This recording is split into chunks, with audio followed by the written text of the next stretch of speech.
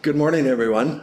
Thanks for coming today. We have a special meeting in the Municipal Airport Authority today. We have one agenda item, so it shouldn't take much more than 2 or 3 hours. And we're going to turn the meeting over right away to Mead and Hunt. Everybody online able to hear us and see everything? Give us a thumbs up here. Yeah, they're all responding really well. You know what? Missed a step here. Where's Joan? We have to dial. Joan. We gotta dial in too. I don't have the, here, that's what I need right there. Your sheet, it has some stuff on it. All right. Forgot about that. All right. We'll pause for a moment here while we work through the technology. We accounted for that. Okay.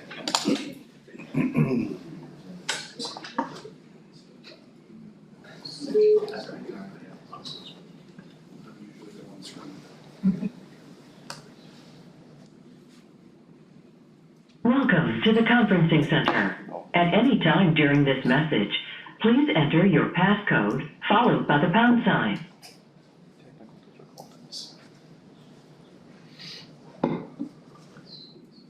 Your brother-in-law called me last night. What did he call you? A nice name or? Wanted me to talk about the county budget. Oh, yeah. He wasn't trying to sell you that hay binder, was he? I told him I had this meeting and I had to keep you in line, That's, and he laughed. Welcome to Zoom. Enter your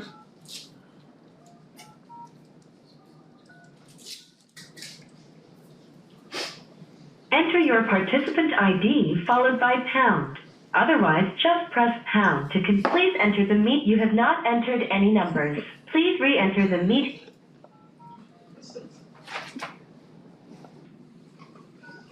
You are in the meeting now. There are 17 participants in the meeting. Now they should hear us. Good morning. Everybody able to hear and see us at this point now? Thumbs up? All right. Now we'll turn the meeting back over and hear our presentation. All right, thanks, John. Good morning. Thank you, everybody, for joining us. We're really excited to share with you the design progress of the Hector International Terminal renovation and expansion. My name is Brandon Halverson with Mead and Hunt. I'm the project manager and should look familiar by this point. Through the study and through design, brought the project to this point.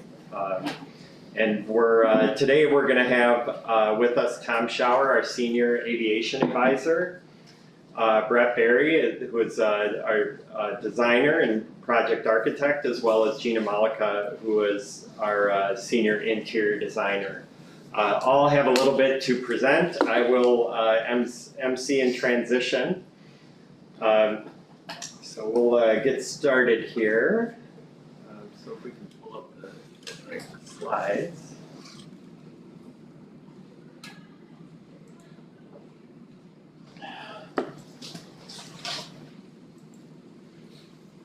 Let's go.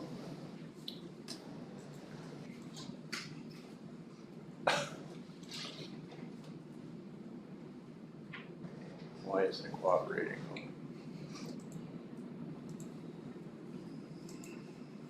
Share screen. There we go. It's running a little slow.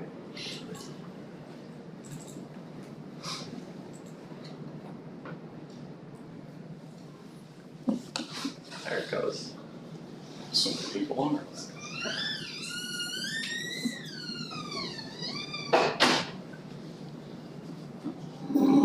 All right, can everybody online, can you see our screen? Should be the first slide. We can. Okay, thank you.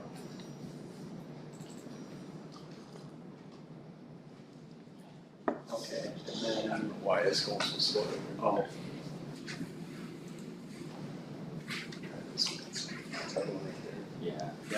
yeah, that one. There, all right.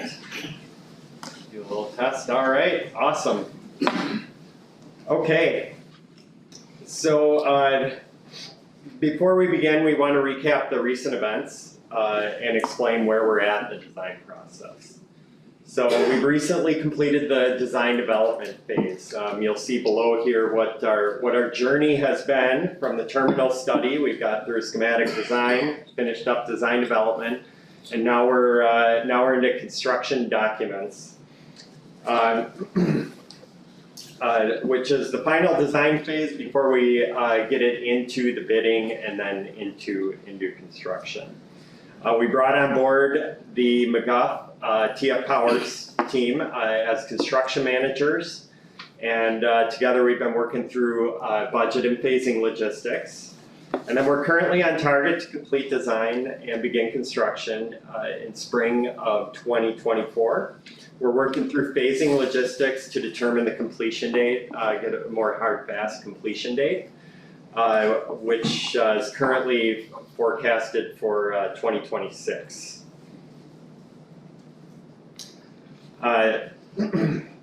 So today we're going to provide a quick recap of the project need and funding approach. Further development, we'll be sharing images of further development of the exterior and interior design, and then we're going to share next steps, what's to come, what's on the horizon.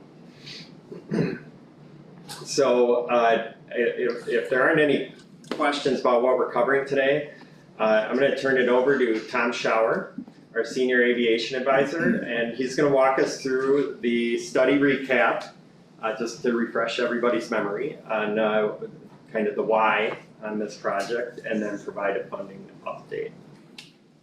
Tom?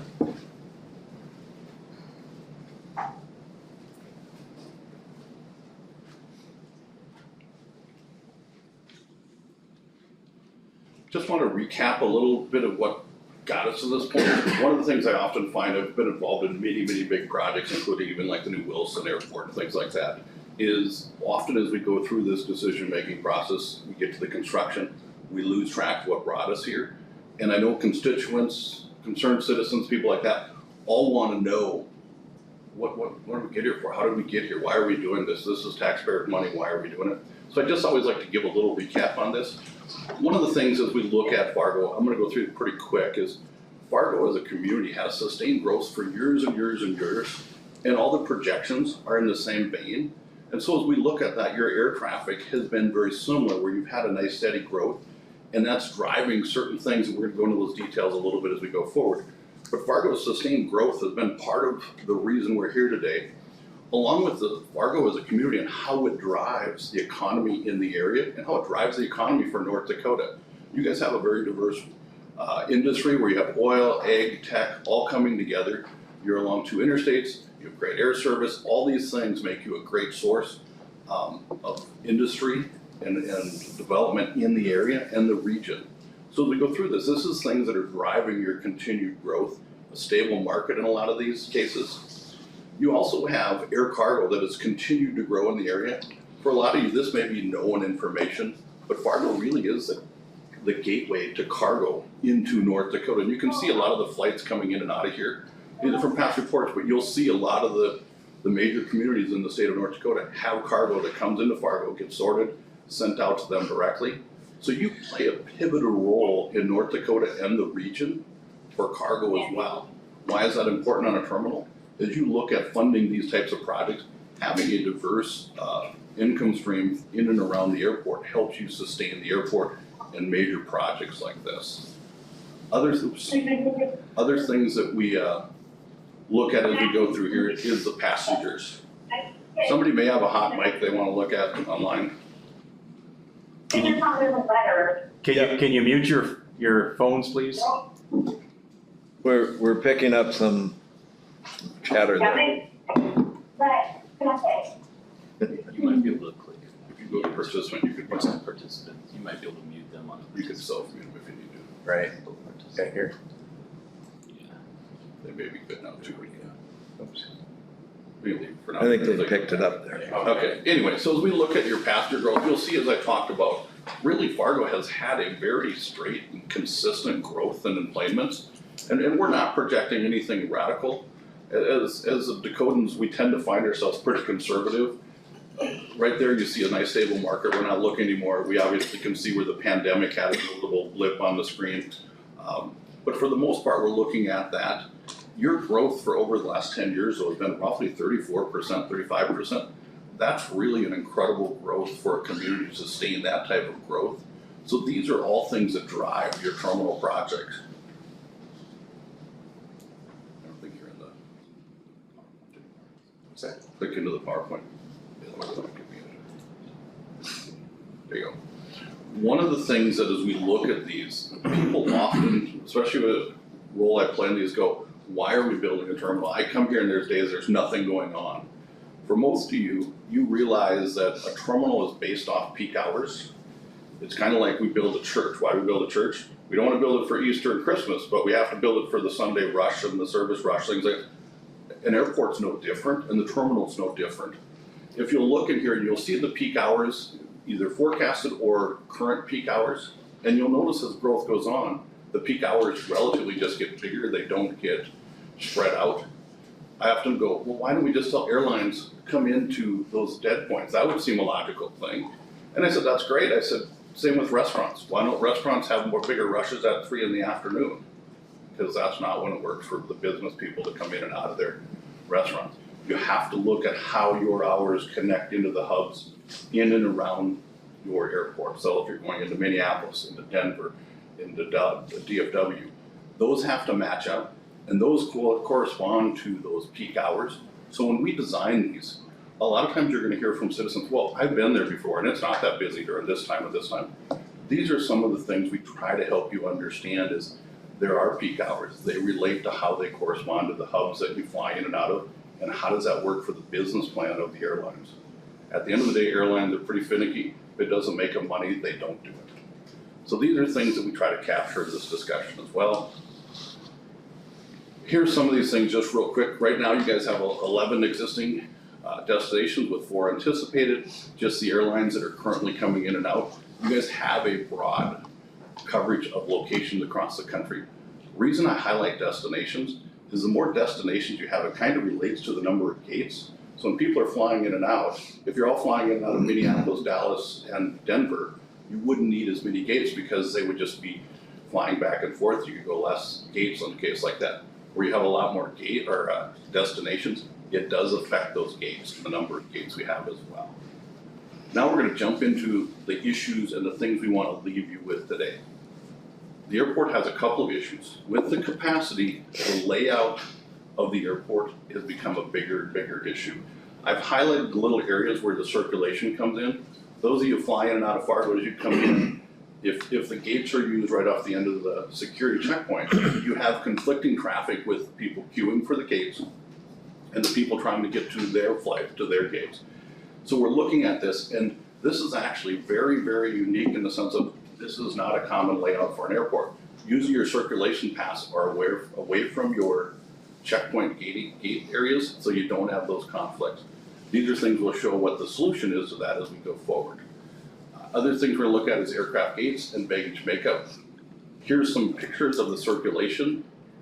As we go through, you can kind of see the gates on the right and the traffic there. What we're going to do is we also have issues of TSA queuing. This is one of the things that if anybody's been flying here on busy days, we have traffic backed up, sometimes all the way to the escalators going up. Here's just an example. I called Darren and said, can you give me a photo? So people always think we stage these photos. This was in the last 2 months. Darren went out in one busy day, goes, here you have the queuing line leaving the TSA queuing, kind of serpentining through. You can see some gaps in the area where someone walked through to go down the escalator. You can see the gal on the right just came up the escalator trying to get in line. These are things we're trying to get rid of, so that's an issue. We also have the hold rooms. When we look at hold rooms, this is kind of a layout on the top left is the current use of the airport. So the little blocks are each flight's coming in and out. They're on the ground, they load up and leave. How it correlates to the number of gates you have. The one on the bottom is the future. And as you're looking at and projecting what that looks like, you'll see you have a lot more aircraft on the ground that can be served by just the 5 gates you have. That's also driving the problem we have at the airport.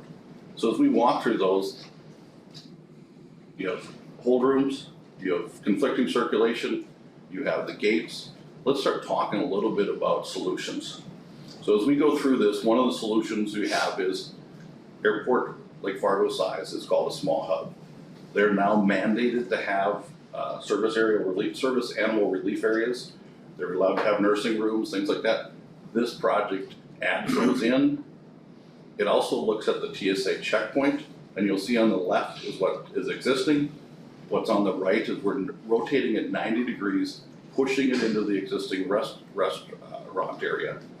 And you go, what does that do for us? Well, it gives us a screening area where the checkpoint has more queuing that's not involved in that public circulation. It allows the expansion to 4 checkpoint lanes, where right now you run 3. And then also when you look to the right of that, you have the baggie or the area where you can get your bags and get your shoes on, things like that, and get ready to go into the circulation area. You'll also notice there's no conflicting area in the red. You can do that without people walking past you trying to get to their gates. So this takes that out of the circulation, gives you room for expansion. This also adds in additional space for the hold rooms. As you look at the hold room areas on the right that's circulated in blue, that's the new area. You'll notice, and I'm colorblind, so I apologize what color I tell things, I think they're green, but those are hold rooms, are much greater in size. Why is that important? Well, as the airlines reduce from the 50 passenger aircraft, they're going to 76 passenger or above, up to 150, up to 200 some. The need for the hold rooms are needed for those type of aircraft. In addition, the circulation is now on the backside, where you can see that area where you walk back and forth is now not in front of the checkpoints where you walk, or the gates where you board the aircraft. So we've deconflicted those circulation paths as well. This is ultimately what it looks like once you get those hold rooms added on and you've reconfigured the gates. You've added more gates, we've added more hold room. One of the things back of house that most people don't realize is you guys also have a baggage area. It's hard to believe that all these bags go through. These carts that you can see on the backside, they're actually hand pushed in most of the time and then pulled out by tugs. Makes it highly inefficient, makes it highly laborious for the laborers that are working in those areas. If you can imagine in a world where we're trying to find more and more staffing, finding jobs where you're lugging baggage 10, 15 feet and putting them on carts and pulling carts makes it much harder, makes it more inefficient. So as we go through this process, this will resolve that, and I'll show you that in a second as well. Also connecting to this is the TSA checkpoint or screening area for bags. Right now they have 2 feed lines, and then they manually move bags if one of the systems is down or if one of the sides is over capacity. So to make it, again, very inconvenient and non-efficient.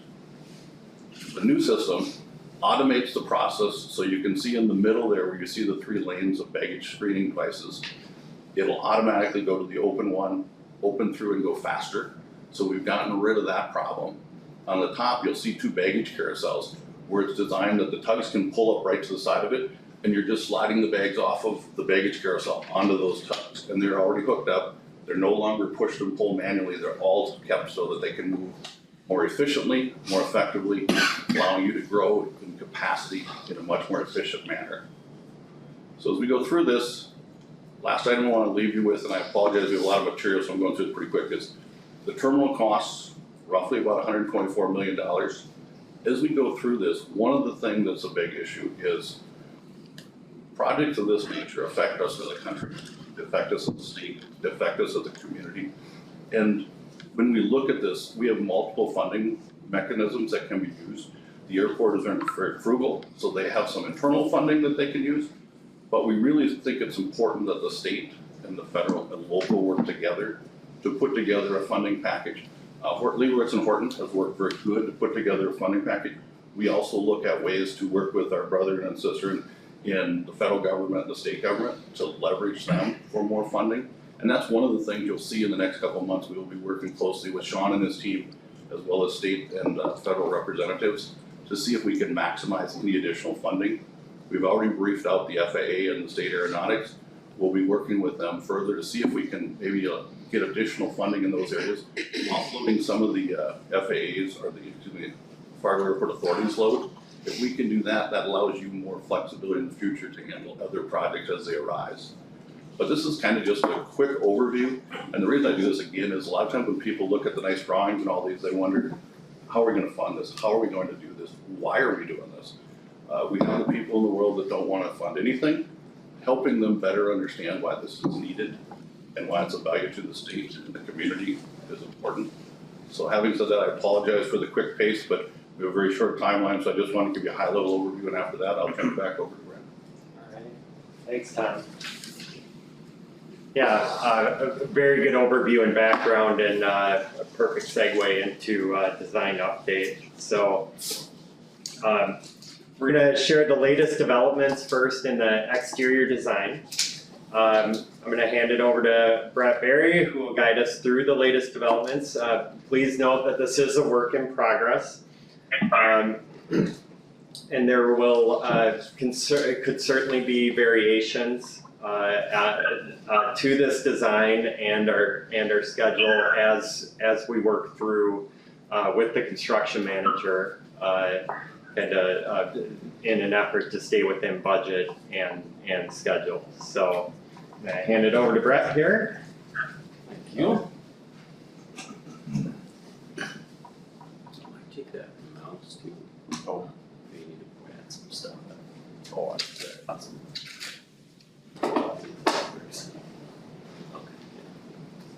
Thanks, Brandon.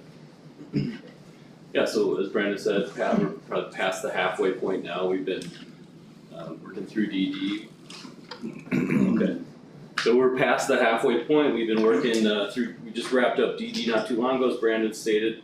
A lot of meetings with different user groups through the airport, the owner, and we've got the CMAR on board and our engineers. So we've been busy. I thought it'd be good to look back at where our design started. We had a great public input session back, now it'd be last December, and this was before we really got rolling with schematic design and DD. We opened things up to public comment and input. We had a survey that we put out, and we just got some really great feedback and put some words together, put some goals together, really found some things to aim for and some identity that is the community here. These things have really become the backbone of our design decision making. We've just held closely onto these items, and throughout the schematic and DD process, I think we've hit a lot of these marks, if not all of them. Here's a good overview of the exterior. This is from the land side. You can see to the, let's see if I can point. So here's the existing terminal today. You can see this is the delineation between the existing terminal and the new footprint. We've got the expanded ticketing here, and behind that there's the concourse. And this 3-story mass is logistics on the bottom, receiving, and administration on the top level. I am going to share this image. Terry Stroh passed this along to me, but this is important to point out that there is a concurrent project happening now. It's a separate project, not necessarily in this contract, but we're collaborating with TL Stroh Architects. Sorry, I can help. Oh, so you can see the big white mass down in the bottom there that's being highlighted. That is the parking ramp. So I think there's a lot of public excitement around that. In a cold climate like Fargo, this is going to be a huge amenity for the airport. This is a view looking, if you were in the control tower looking back at the project, you can kind of get a good sense of the overall addition, massing, and I think it's clear here that there's going to be a new entry, new front door experience as you come around the corner. I put this slide in, this is the Google Earth image as you see today. And only put this in to highlight just the exciting opportunity we have to reshape and redesign the front door experience to the terminal. As you're coming along that entry drive, you come around the corner, and I think it's going to be a much more warm, welcoming, transparent front door to the airport, giving itself some identity and bringing in some of that dynamic, iconic form. Just to look at the change of season. It's coming, guys. Yeah. So I think it's just, there's going to be as you're driving, as you're entering the airport, you're going to just begin to generate some excitement and, see through some of this front door, to see passenger activity and just be excited to travel. So that's the expanded ticketing. It's a expressive piece of architecture that we wanted to highlight. You can see there's mass timber elements behind the glass there, and those mass timber elements we will have throughout the terminal in the new portions. We're looking at some newish technologies, electrochromic glazing. There's a lot of glass there that's south facing, so we're very aware of that. So we're using some passive and inactive measures to mitigate the glare. Here you can see the 3-story mast that's administration. And just a note on the materials as we're going through this design. The important thing with materials, I think, is durability. We want this thing to function for a long time and be resilient. We want low maintenance products, but we also want it to be beautiful. So that's been that's helped us in making decisions on materials. Throughout the project, there's a lot of linear textures and patterns that you'll see, and it's just a nod back to the agricultural community and farming mecca that is the Red River Valley. Just a bit of the texture of the landscape. Here we've rotated to the air side. You can see there's what looks like 5 new gate positions. One of those gates is the relocated gate, so there's a net gain of 4 gates. We'll be having abundant daylighting throughout this project. We heard input about airside views and a lot about the interior too that Gina will be sharing up next. But yeah, this highlights just there's expansive glass on the north facing walls, and that's all facing the air side activity. So as passengers are waiting in the departure lounges, there's going to be a lot of fun stuff to see. Lots of aircraft activity and GSC moving around. Natural wayfinding elements above. We've got skylights in the main corridor and coming out of the checkpoint. So I think it's coming along nicely. I think that's all wraps up the exterior views. I think I'll turn it over to Gina.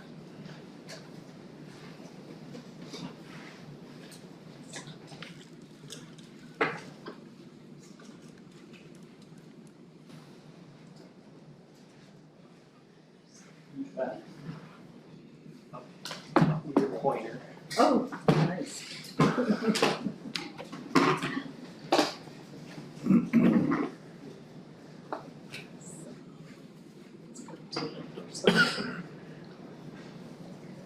Oh, I can do it. Oh, Okay. okay. Well, good morning. I appreciate everybody taking the time today to go over the design with us. And I'm excited to share the interior design. This image is an image that we've worked with from the beginning, and I thought, well, this is our starting point. I thought it'd be a good place to start this presentation. And and this is an image of the direction of the design. And what's interesting, it was taken. Okay. We can do this one. You just Okay. So this is the same location, but just showing the new materials for the new design.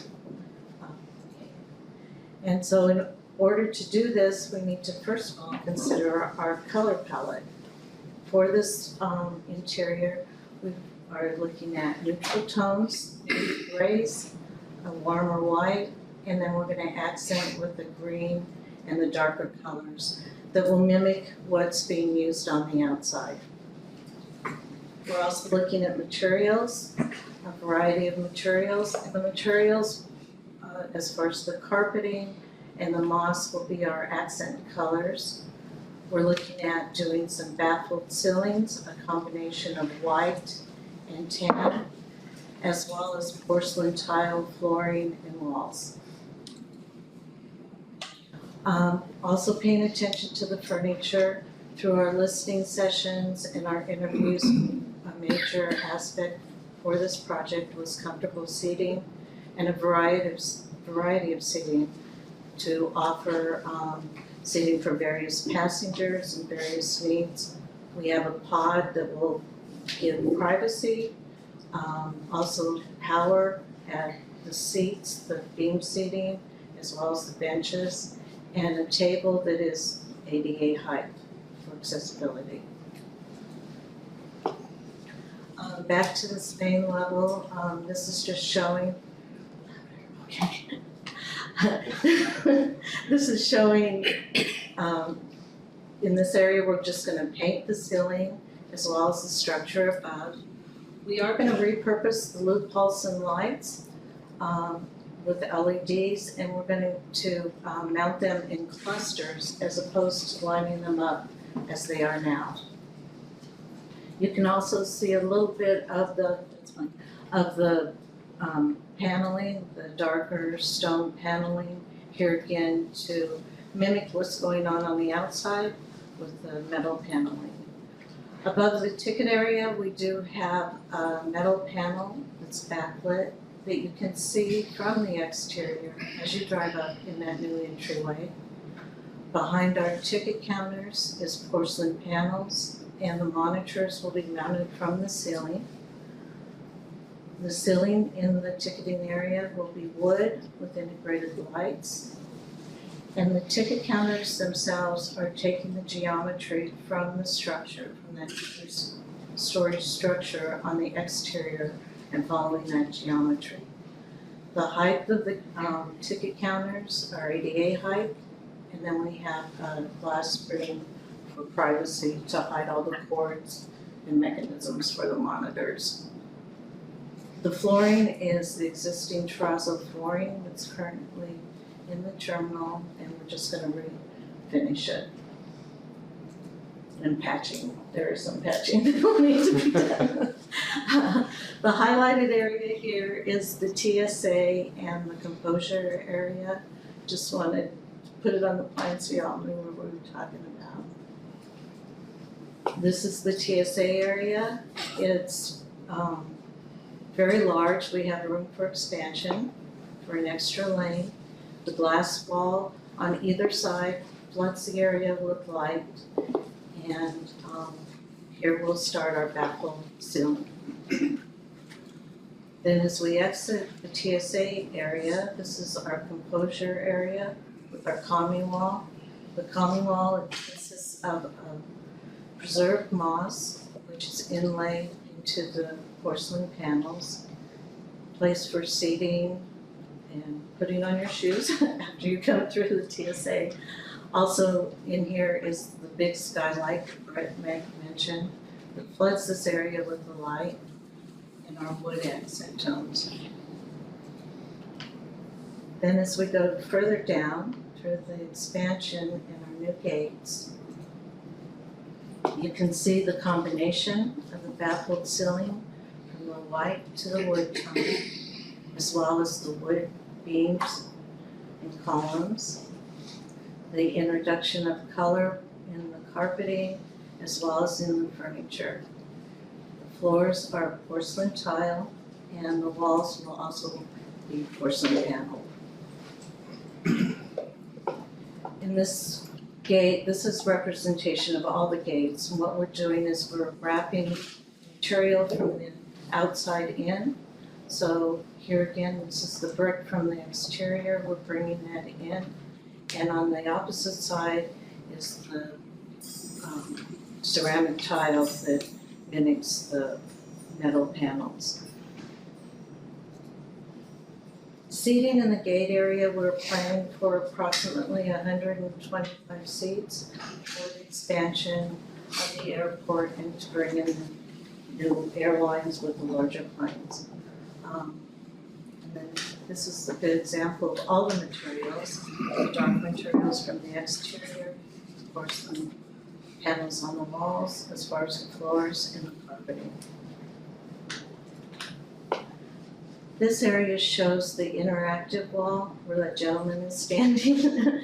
That is the wall that will be the timeline of the airport and the Fargo area.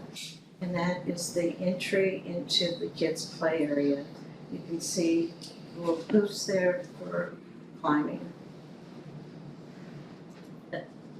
That's good, okay. That's fine. And then this is our comfort rooms. As mentioned earlier, we do need to incorporate a nurturing room, a Sarah, a sensory room, as well as a wellness room. And this is the area that is the entrance on either side. You'll have access to the rooms. This furniture in this area are those little pods that give privacy for the travelers, and they also separate the spaces as well. The sensory room on top is a room for autism and people with other disorders. They'll be incorporating, and I'm working right now with Sensoria RX, it's a company here in Fargo, as far as the components for this room. The nurturing room will have a chair, a rocking chair, comfortable chair, as well as a table. There'll be a microwave and a sink in the room. Play area is what we're currently working with as far as design. Originally, we were looking at a rock climbing wall, but for safety, we're doing the poofs on the floor where kids can climb on. Also some interactive play and some Adirondack chairs for the parents while they're with their kids. And then this is the Sarah room. This is for the animal relief area. It's for people with disabilities that have dogs that need to take their animals to the restroom. In this room, it'll be porcelain tile, the dark porcelain tile on the bottom, and then the top is also a porcelain tile pattern. As we go the opposite way down the concourse, we have our existing gates. And our existing gates, we're going to incorporate the same finishes, so there's a seamless transition between the old and new. And you can see the ceiling there where we transition. Also, this shows a nice example of our wayfinding, the darker panels with the light, and they're not real busy, so they're easy to see and to know which direction you need to go.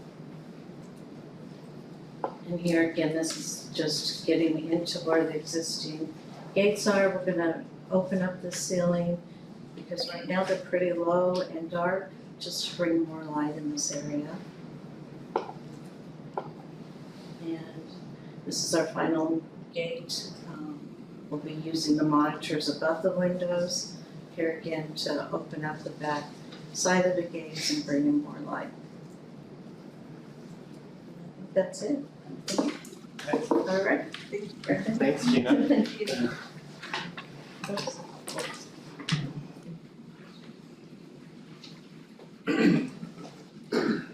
All right, so Gina and the Interiors team will be working with the local partners, as Gina mentioned, to further develop these, some of the more specialized areas. We're working with, and have been speaking with like Artworks for the timing wall, the timeline wall, the interactive area that she showed in the rendering.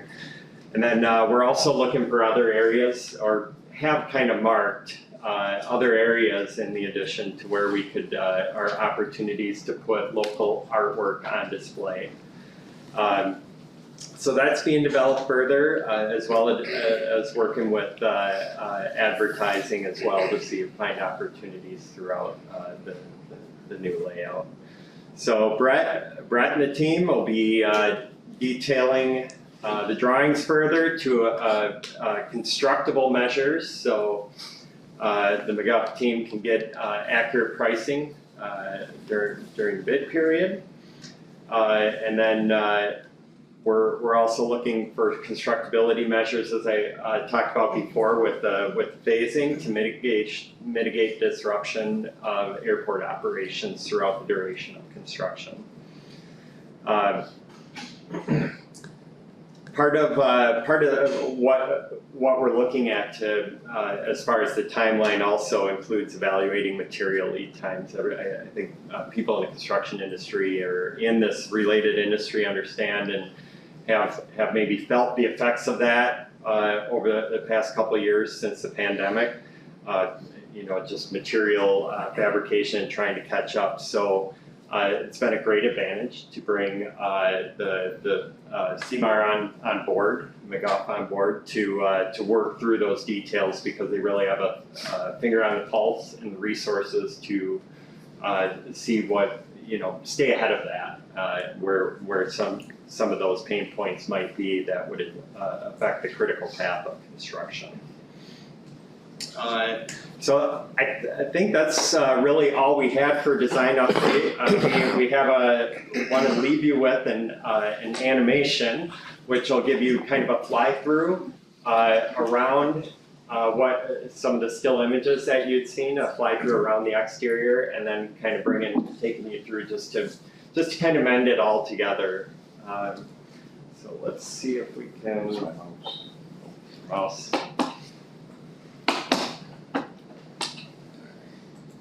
I want to make sure that y'all online can see this as well. So.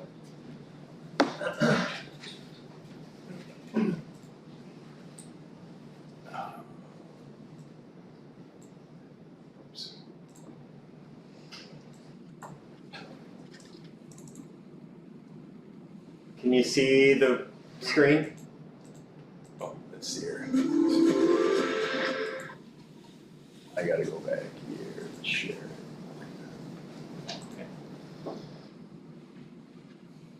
Oops. That green arrow meaning check.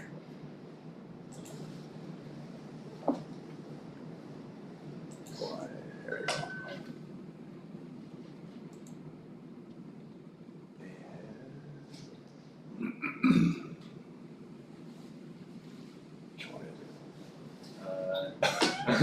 I would maybe, can we just do screen and then share what's highlighted now and then. Well, it should be popping up, that's what I'm seeing. That was the video one. Process converter one. Can you all see the screen? It's an overview of the airport. Yep. Okay. Yep. All right. So, it's hiding the play, isn't it? Yeah. Okay. Here we go.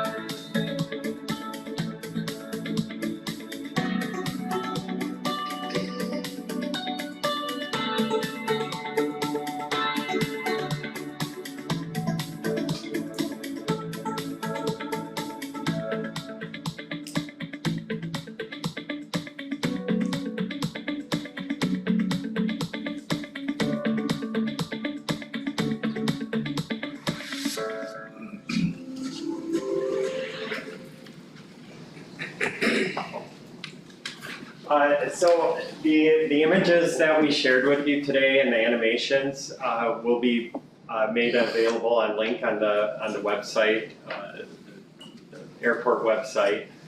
Some of the poster boards that you see around the terminal has a QR code that you can just click that, and that'll take you right to it.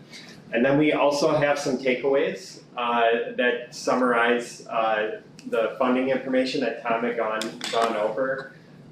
Really boils it down to the highlights and kind of the background on the why and our approach. So I don't think the only thing we didn't really talk about, and I do want to cover because it did come up early in design and kind of the feedback we received from the community, is the concessions areas. And you can see that, especially in the animation, some of the areas where we're going to have grab and goes. We'll have a restaurant. A lot of it's going to get flipped just through the way things operate these days on the post-secure.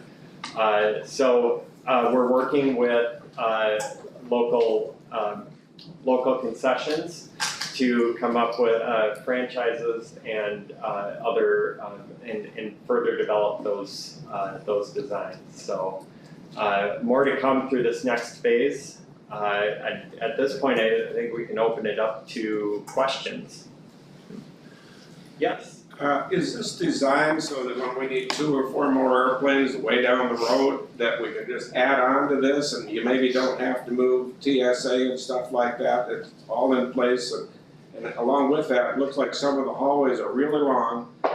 And I just twisted my knee, so I'm wondering if a handicap, getting around and stuff like that. Yes, that's a great question. So this is, for one, that was one of the reasons we moved the checkpoint, because you could see, especially with the airport did recently expand from 2 to 3 checkpoint lanes. And you can see when you're out there at that point, we really don't have any more room for expansion. So while we show space for a 4th lane with the reorientation, it allows for that 4th lane, which I think was somewhere in the forecasted in 2040 or 2050 that would be needed. That's further down the road. So we definitely plan for the security expansion there. The corridors, yes. One of the things that we had looked at early on, especially during our listening sessions, is the wayfinding. Wayfinding right now, it's it kind of follows the contour going around the checkpoint, and that has its advantages of making things feel more quaint and in touch. But as far as wayfinding, that can be difficult. So we had through feedback we received of having a total view when you come out of the checkpoint, the composure area. It is intuitive where you need to go for your gates. Along with the signage, you'll have guidance. We'll have FIDs there for the flight information displays to kind of remind you what flight and what gate it's at, and it'll be very clear whether you need to go left or right. So we've listened in that respect and incorporated that into the design. And then as far as future expansion, I know in the master plan there was a east expansion and I believe a north expansion as well, which is certainly further down the road, but we planned it accordingly to that, so that's reflected here. Are you asking if there's a potential to add an escalator or a moving walkway at some time?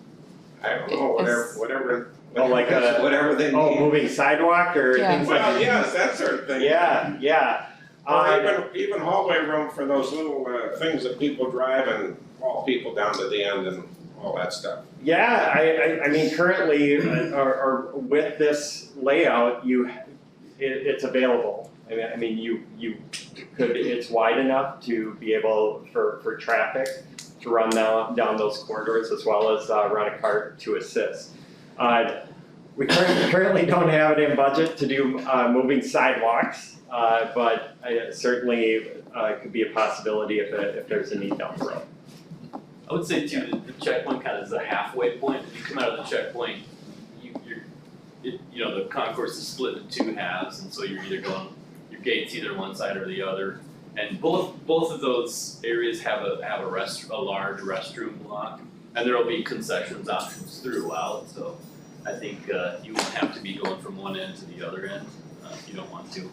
That's a great point. That was the other part of the program. So many pieces of the program, but that was another key component of the program, is trying to centralize where you come out of security, so it's not so lopsided.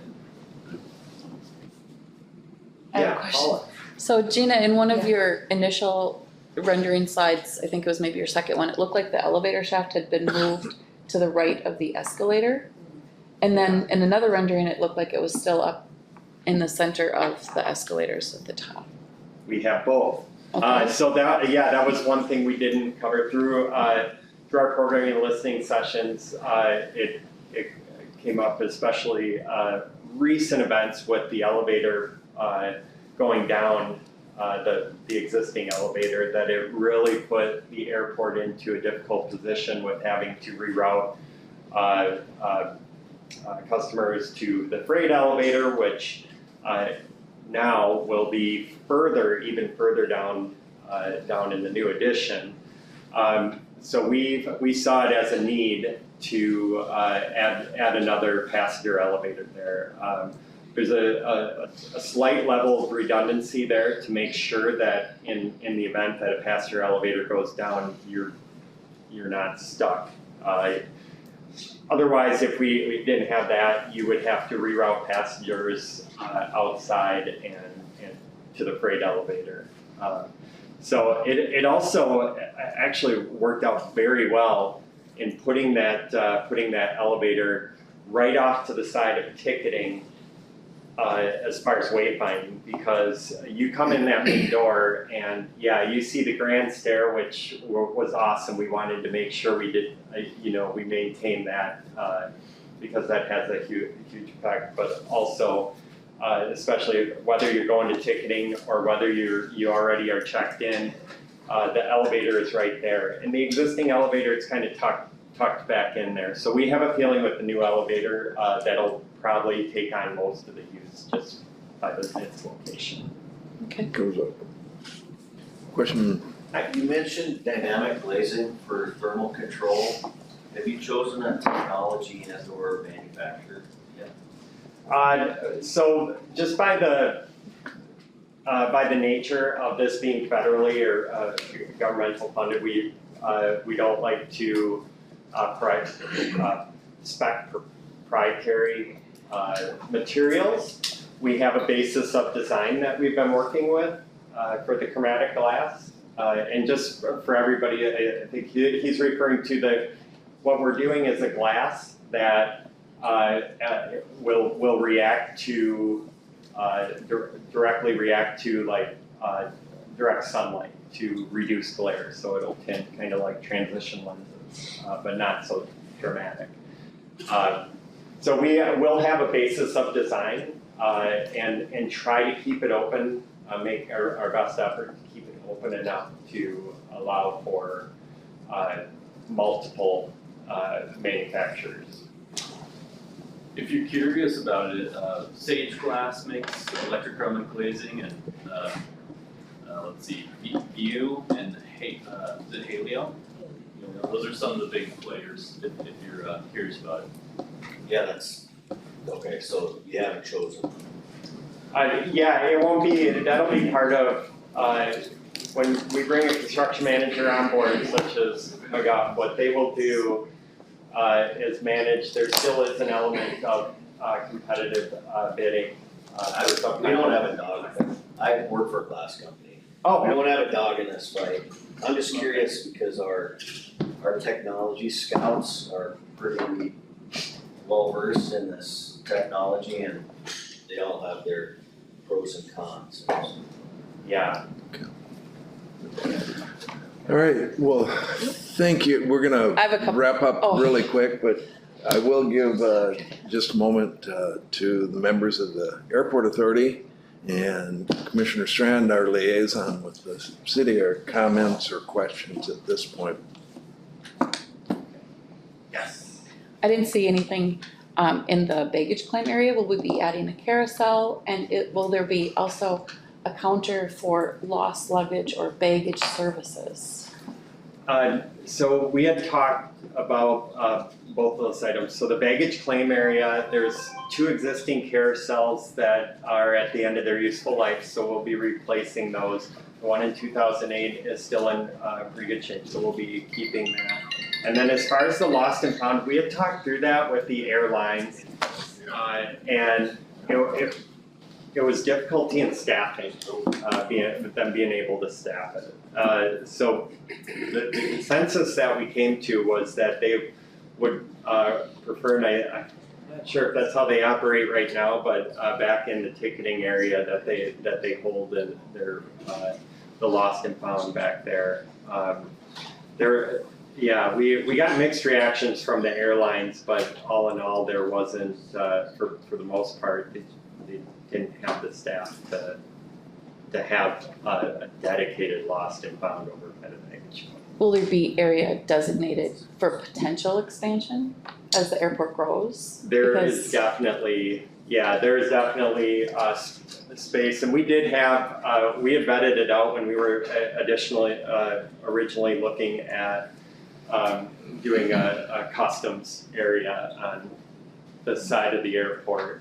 We early in design, people may have seen that we were considering putting an addition over on this side for international flights, but that didn't come to fruition. But that was the time we explored the possibility. So it definitely could go in down the line. Okay, and I had another question too. Sure.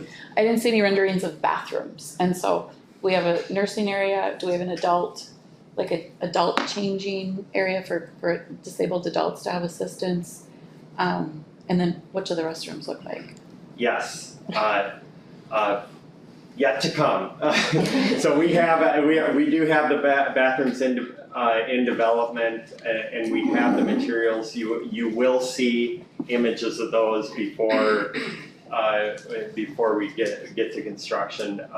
We didn't quite get there to the rendering point yet, but we will definitely be sharing that with you before. And then I had one more question. Sure. I saw the soft seating in the initial rendering, when you were saying the different things that you'd be using, but I didn't, as we did the fly through, I didn't see any soft seating. So through the expansion, about halfway through there is a fireplace, and unfortunately that didn't come through the rendering or the fly through. There's soft seating around that. Okay. As well as dispersed in the different hold rooms. There's additional soft seating. Okay.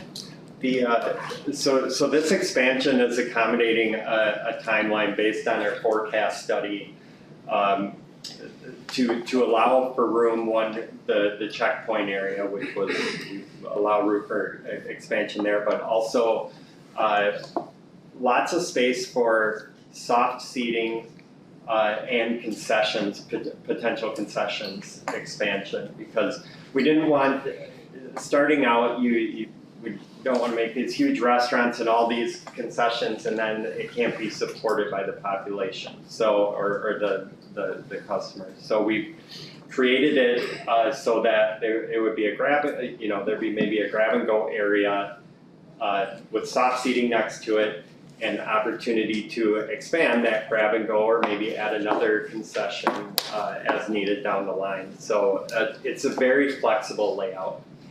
I have another question. Yes.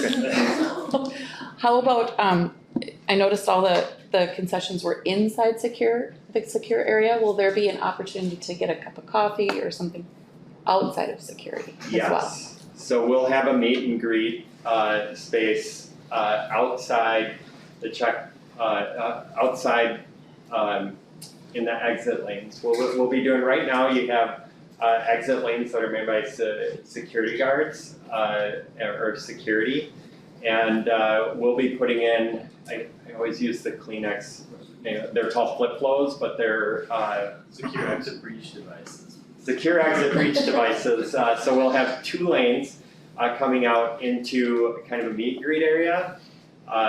And at that, in that location, there will be a place to, for concessions for coffee and such. And then we'll also have a gift shop on the pre-secure and on the post-secure side. Yep. All right. Well, we've gone just a couple minutes over. I'm hoping you'll stick around if there's anybody who would like to ask individual questions. We welcome your input, and not in this format.